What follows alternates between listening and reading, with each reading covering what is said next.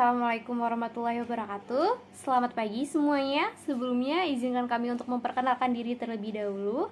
Kami dari kelompok 3 yang terdiri dari Ahmad Ajwad, Muhammad Rafli Adriaska, Rian Hendra Saputra, Muhammad Zidan Helmi, Muhammad Ilham Rifandi, Fitri Widya Astuti, Abdul Gani, dan saya sendiri Putri Widyaningrum.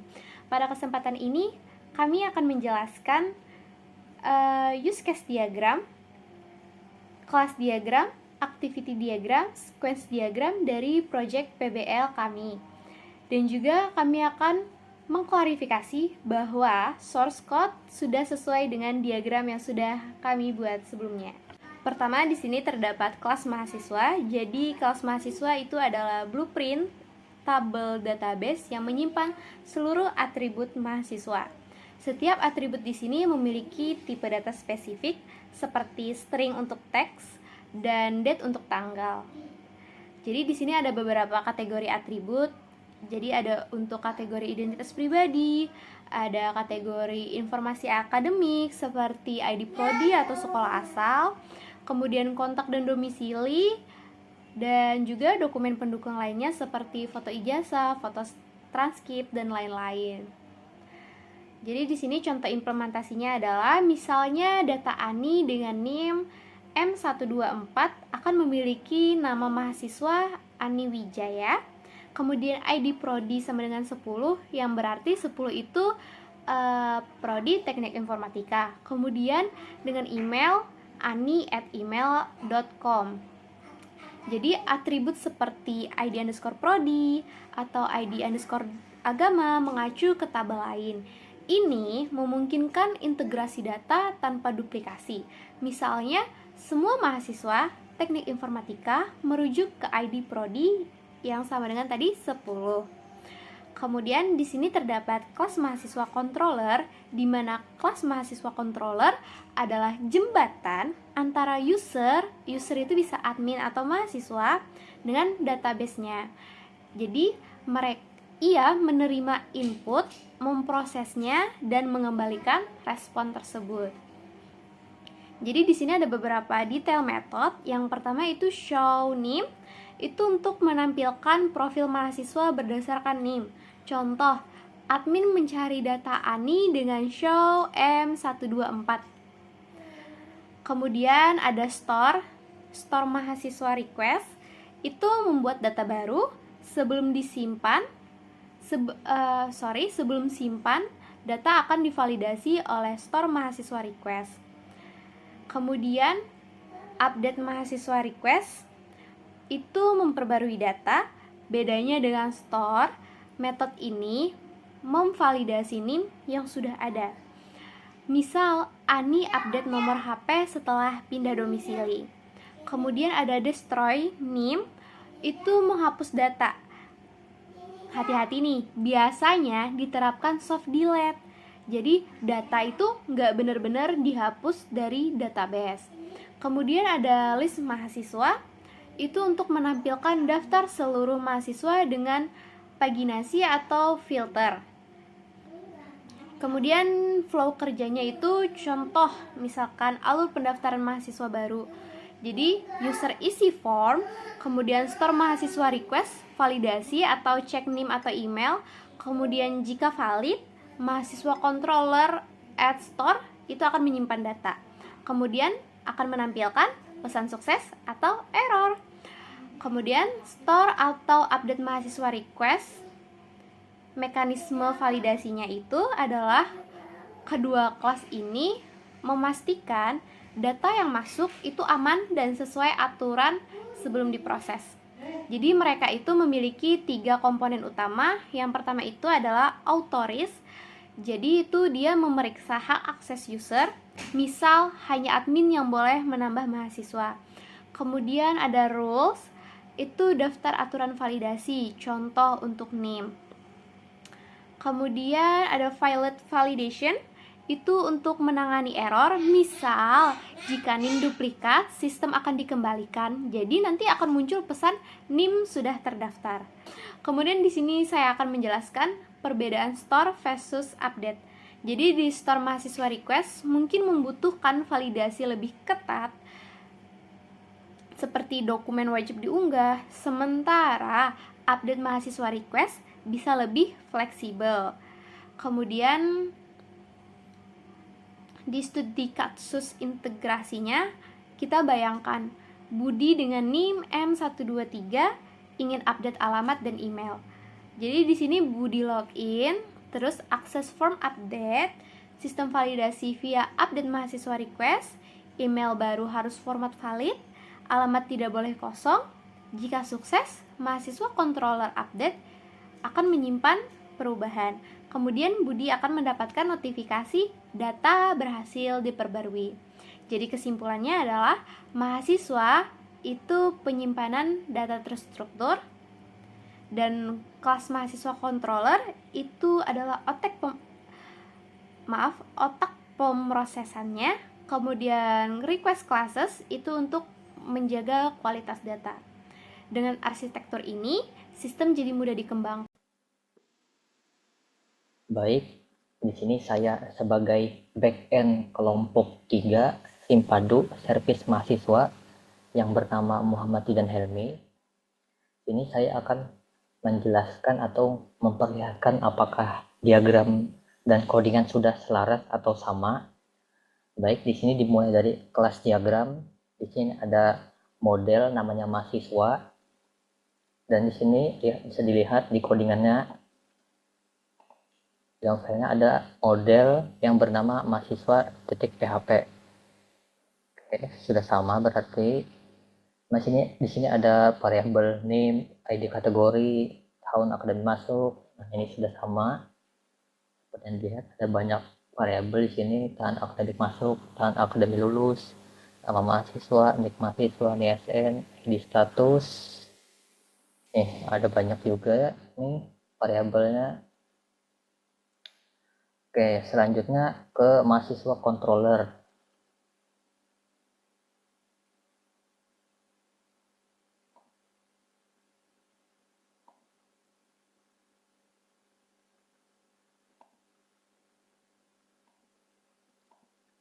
Mahasiswa controller di sini ada seperti yang dilihat tadi. Di sini ada method show, memiliki parameternya name. Ini ada method show, parameternya name, ini isinya. Terus ada juga ini ada method store dengan parameternya store mahasiswa request dan update mahasiswa. Itu saja. Oke, ada juga function update. Di sini ada update mahasiswa request dan parameter name gitu. Ini ada juga method destroy, ada juga method list mahasiswa. Kita lanjutnya ke kelas store mahasiswa request, ke update mahasiswa request dulu. Di sini ada autoris, validator. Ini ada metodenya juga, validation. Sudah sama. Ini ada function autoris, ada function rules gitu. Di sini ada store mahasiswa request. Apakah sudah sama dengan kelas diagram? Karena ini hampir sama ya, update mahasiswa request dan store mahasiswa request tadi, jadi isinya kurang lebih hampir sama. Ini ada method autoris, method rules, dan juga ada method validation.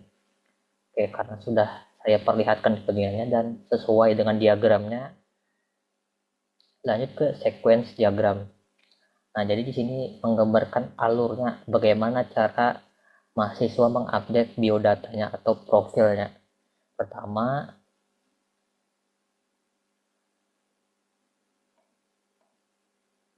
mahasiswa masuk ke tampilan front-end-nya, karena kami front-end dan back-end-nya berpisah. Jadi beda lagi file atau foldernya. Jadi saat mahasiswa mengakses webnya, maka akan muncul tampilan front-end, dan di situ mahasiswa mengubah data, mengklik update. Nah, maka front-end akan mengirim request ke mahasiswa controller. yang dimana akan ditangani oleh sebentar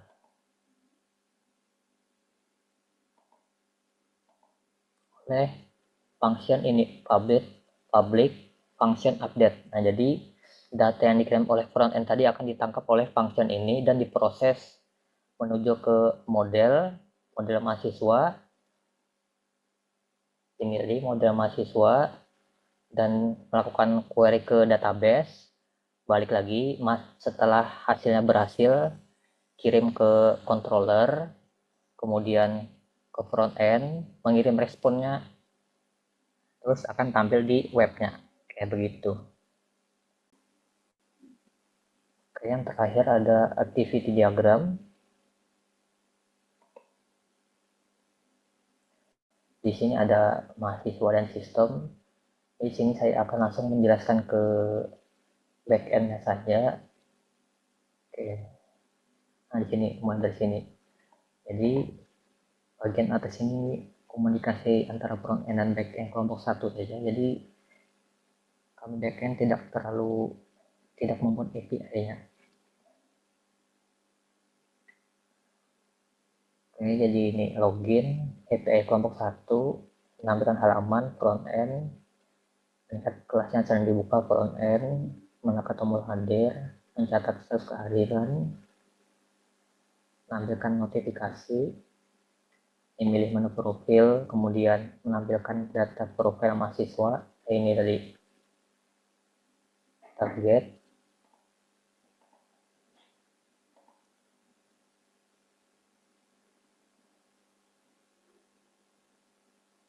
Nah, akan tampil, kemudian memilih menu edit profil, kita pilih put, namanya Ilham Backend.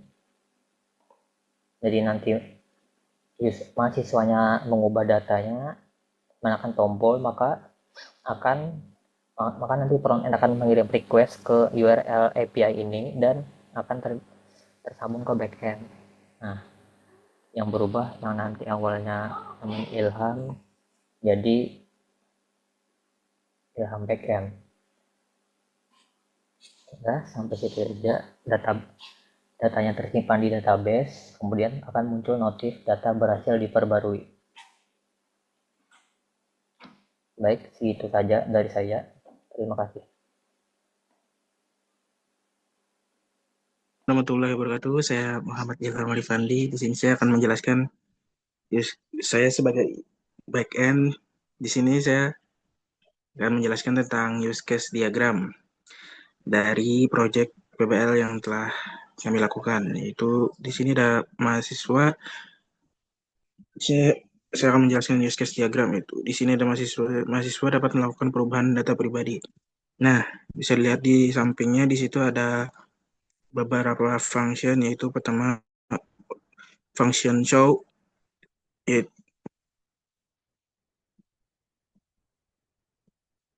mahasiswa dapat melihat NIM-nya di profil pribadi, yaitu lalu selanjutnya ada function store,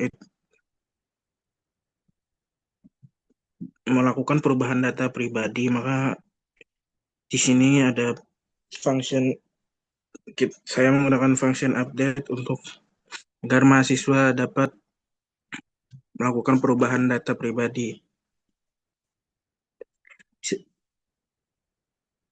Nah, di dalam profil pribadi saya mendisable NIM-nya agar mahasiswa tidak bisa mengubah NIM-nya sendiri. Lalu di sini saya akan menjelaskan tentang deskripsinya, yaitu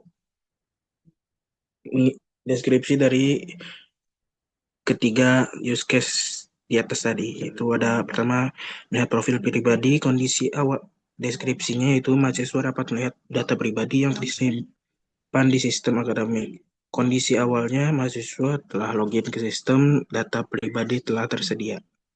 Data pribadi tersedia. Lalu kondisi akhir, profilnya ditampilkan. Alurnya mahasiswa memilih menu profil. Yang kedua, sistem menampilkan data seperti nama, NIM, program studi, kontak, dan lain-lain. Itu selanjutnya untuk use case melakukan presensi dengan deskripsi mahasiswa melakukan kehadiran pada perkuliahan yang sedang berlangsung. Kondisi awalnya jadwal kuliah sedang berlangsung, lalu mahasiswa telah login. Kondisi akhir presensi tercatat dalam sistem. Alurnya, mahasiswa melihat kelas mata kuliah yang telah dibuka. Kedua, mahasiswa menekan tombol presensi, lalu sistem mencatat kehadiran dan menampilkan status. Untuk selanjutnya itu use case mengubah data pribadi tertentu. Deskripsinya, mahasiswa dapat mengubah sebagian data pribadi seperti alamat, nomor HP, email. Untuk kondisi awalnya, mahasiswa telah login dan data dapat diedit. Lalu kondisi terakhir, data baru tersimpan. Alurnya, mahasiswa membuka menu profil, mahasiswa menekan tombol edit data pribadi. Yang ketiga, mahasiswa mengubah data yang diperlukan. Keempat, mahasiswa menekan tombol simpan. Dan yang kelima, sistem menyimpan perubahan data. Baik, sekian dari saya, Muhammad Ilham Rifandi sebagai back-end. Sekian penjelasan use case diagram dari saya. Baik, saya Muhammad Rafli Adriaska akan menjelaskan activity diagram dari aplikasi Simpadu di bagian servis mahasiswa. Baik, di sini ada mahasiswa dan sistem. Yang pertama dimulai dari mahasiswa masuk ke halaman login dan sistem akan menampilkan halaman loginnya. Selanjutnya, mahasiswa akan mengisi username dan password di halaman login tersebut. Jika sudah mengisi, mahasiswa menekan tombol login untuk verifikasi bahwasannya di dalam sistem apakah ini benar password dan username-nya, dan sistem akan memeriksa. Jika salah, maka sistem akan menampilkan pesan yaitu gagal login dan akan kembali lagi ke halaman login. Dan jika benar, maka dari decision ini sistem akan menampilkan halaman dashboard atau halaman utama. Selanjutnya, mahasiswa di sini ada fitur absen, jadi mahasiswa bisa melihat kelas yang sudah dibuka dan fitur ini masih berada di halaman dashboard. Selanjutnya, menekan tombol hadir yaitu jika pada saat kelas yang dibuka dan bisa hadir atau absensi. Maka sistem akan mencatat status kehadiran dari absensi tersebut.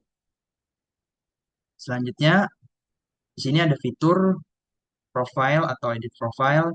Jadi mahasiswa memilih profile dan sistem akan menampilkan data profile dari mahasiswa tersebut.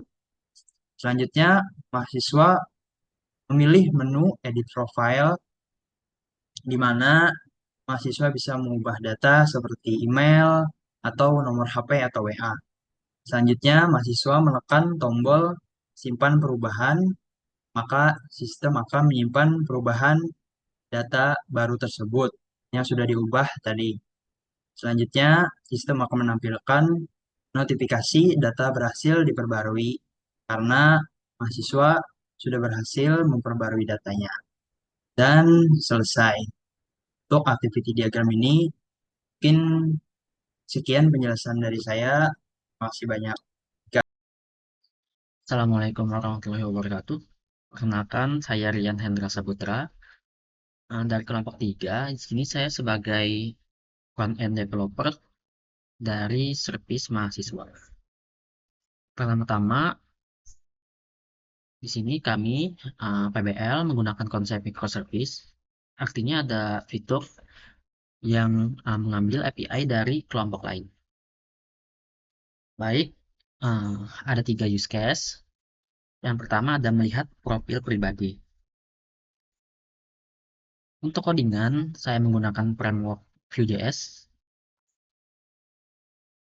Untuk nama metode, get profil mahasiswa untuk menampilkan data mahasiswa ketika dia login yang mengambil API, ini URL-nya, dengan parameter name. Jadi siapa yang login, ambil name-nya. Terus masukkan data-datanya. Di sini saya hanya memanggil 5 data. Ada banyak data di backend, tapi saya hanya mengambil 5. Terus jika ada tampil, maka tampilkan di bagian tampilan frontend. Di sini, name, nama lengkap, email, dan seterusnya. Untuk bagian use case melihat profil pribadi. Selanjutnya, mahasiswa juga bisa melakukan perubahan data pribadi atau update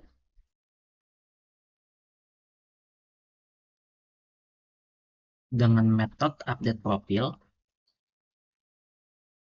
yang mengambil parameter name. Tapi yang membedakannya antara dengan get tadi adalah metodenya get dan post. Bisa juga put. Nah, di sini yang bisa teredit hanya ada 3, nama mahasiswa, email, sama handphone. Kecuali name. Name itu primary key. Ketika data berhasil diupdate, maka profil berhasil diperbaharui.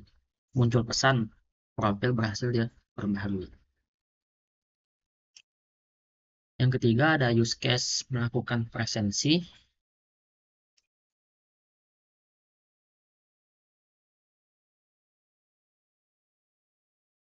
Berikut codingannya. Pertama-tama ketika mahasiswa sudah masuk ke beranda, sudah berhasil login, valid, metode memanggil get kelas hari ini.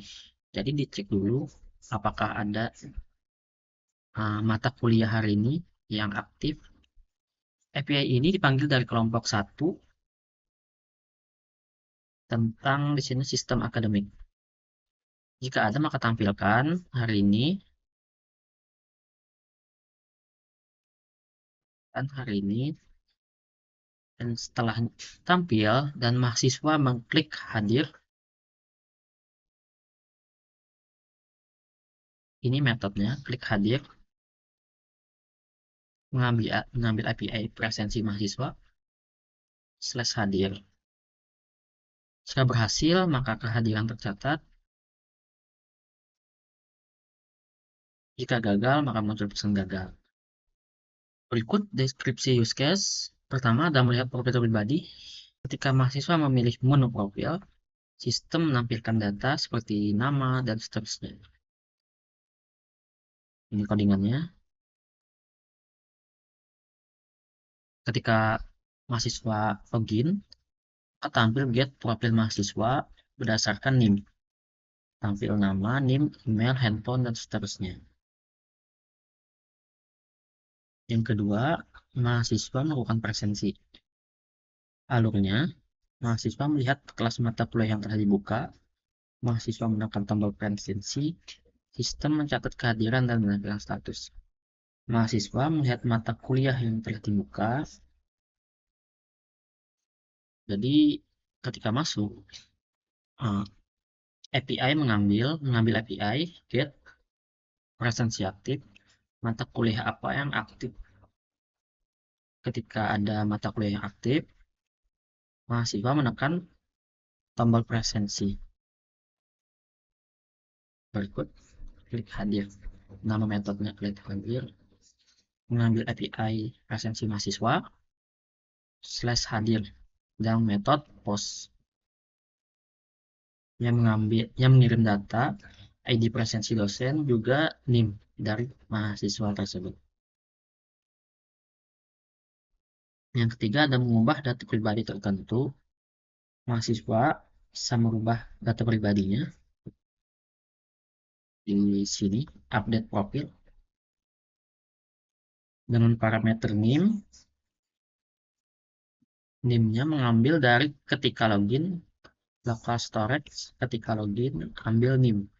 Siapa yang login tersebut. Lalu, jika ada update data, maka data yang dikirim ada nama, email, sama handphone. Assalamualaikum warahmatullahi wabarakatuh. Perkenalkan, nama saya Abdullah Abdul Ghani. Baik, di sini saya akan menjelaskan codingan mobile pada mengubah data pribadi tertentu. Baik di sini alurnya itu kondisi awal itu mahasiswa telah login dan data dapat diedit. Oke, dan ini untuk codingannya. Jadi pada codingan ini halaman ini digunakan untuk menampilkan data mahasiswa berdasarkan NIM, mengizinkan pengguna mengubah data mahasiswa seperti nama, email, dan nomor telepon, dan mengirim data perubahan ke server menggunakan metode put dan menampilkan status berhasil atau gagal saat menyimpan. Oke, baik di sini ada bagian final string name, name yang akan digunakan untuk fetch dan data update data mahasiswa. Terus kita lanjut di sini ada key-nya untuk validasi, final form key untuk validasi form, dan di sini adalah controller yang digunakan agar input bisa diakses dan dimodifikasi lewat kode. Sama di sini pada bagian sequence diagram ada mahasiswa controller. Oke. Dan lanjut di sini ada variabel untuk menyimpan file foto dari galeri. Jadi fotonya itu bisa kita ambil dari galeri. Di sini ada final picture, objek untuk mengambil gambar, terus ada bool is loading menandakan apakah proses update sedang berlangsung. Dan terus di sini ada fetch mahasiswa lagi saat halaman dibuka ambil data mahasiswa berdasarkan NIM. Jadi kondisinya ini sudah sesuai sama yang ini. Jadi kondisi awal mahasiswa telah login ke sistem. Jadi loginnya itu diambil jadi datanya itu login diambil pakai NIM mahasiswanya itu. Oke, terus fungsi untuk mengambil data mahasiswa dari API menggunakan metode get. Tujuannya adalah menampilkan data lama ke dalam form. Oke, dan ini adalah API-nya, API-nya. Terus dan ada final response await ini mengirim permintaan ke API. Dan lanjut lagi, sini adalah masukkan data lama ke dalam form. Di sini kita cuma mengambil nama mahasiswa, email, dan handphonenya. Jadi data lama itu dimasukkan dulu, ditampilkan. Nah, kalau gagal nanti akan ada gagal ambil data mahasiswa. Dan terus di sini ada fungsi untuk memilih foto dari galeri. Galeri jadi di profil itu ada foto yang dapat kita ubah karena mahasiswa bisa mengedit itu. Dan terus ada di sini codingan untuk fungsi utama untuk mengupdate data ke server, data dikirim sebagai JSON dengan metode post dan metode put. Dan ini adalah API-nya dari Bapak Agus. Nah, jadi di sini metode put. Laravel butuh metode karena kita tidak kirim langsung put. Di sini ada mahasiswa, email, handphone. Oke, terus di sini ada untuk menyembunyikan loading dan ada responnya. Jika berhasil update, tampilkan dialog sukses. Terus ada dialog tidak bisa ditutup dengan tab di luar. Oke, terus jika ada codingan lagi, jika gagal update, tampilkan pesan error. Gagal update data mahasiswa dan bla bla bla dan lain sebagainya. Di sini ada juga codingan untuk fungsi bantuan untuk style input file. Ini adalah style-stylenya aja, Pak. Oke.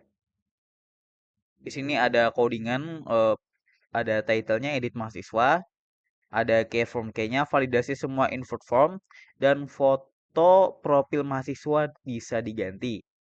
Oke, ini untuk stylenya aja. Oke.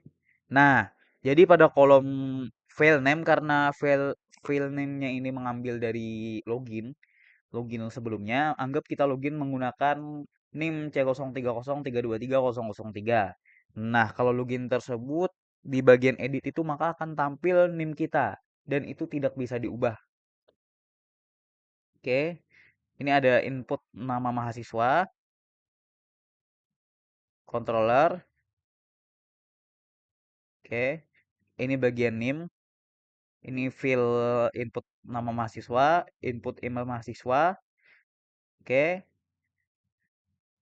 Ini input nomor HP mahasiswa. Dan ini adalah tombol untuk menyimpan perubahan. Ada circular progress indicator, loading saat request berjalan, dan update mahasiswa ini ada tombolnya. Kirim data jika validasi lolos. Validasi lolos ini misalnya, Misalnya kan email nggak boleh kosong, kita isi semua sudah terpenuhi. Nah, jadi kirim data jika validasi lolos. Dan mungkin mungkin untuk bagian update mahasiswa dari mobil itu saja. Cukup sekian, terima kasih. Wassalamualaikum warahmatullahi wabarakatuh. Di sini saya akan menjelaskan alur dari sequence diagram di bagian presensi. Yang pertama di sini ada mahasiswa ke dashboard UI itu mengambil akses. Mahasiswa membuka sistem presensi baik melalui web atau aplikasi. Setelah masuk ke halaman utama atau dashboard, sistem langsung menampilkan daftar mata kuliah yang siap untuk dilakukan presensi. Yang kedua, itu ada mahasiswa ke dashboard UI itu klik tombol hadir. Mahasiswa memilih mata kuliah yang sedang berlangsung dan menekan tombol hadir. Tindakan ini menandakan bahwa mahasiswa ingin mencatatkan kehadiran untuk kelas tersebut. Yang ketiga, dashboard UI ke API service mata kuliah. Itu setelah tombol ditekan, sistem mengambil informasi detail dari mata kuliah yang dipilih. Contohnya dari ID mata kuliah, nama dosen, dan jam kuliah. Yang keempat ini ada dashboard UI ke API service presensi. Sistem ini mengirimkan data kehadiran ke API presensi. Berisi di sini ada ID mahasiswa, ID mata kuliah, waktu saat presensi dilakukan. Yang kelima ada API service presensi atau notifikasi kirim status presensi. Setelah presensi diproses, jika presensinya sukses, sistem akan mengirimkan presensi berhasil. Jika gagal atau misalnya koneksinya lambat, sistem mengirim pesan presensi gagal. Yang keenam atau yang terakhir ini ada dashboard UI ke mahasiswa atau menampilkan hasil presensi. Sistem menampilkan status akhir presensi kepada mahasiswa.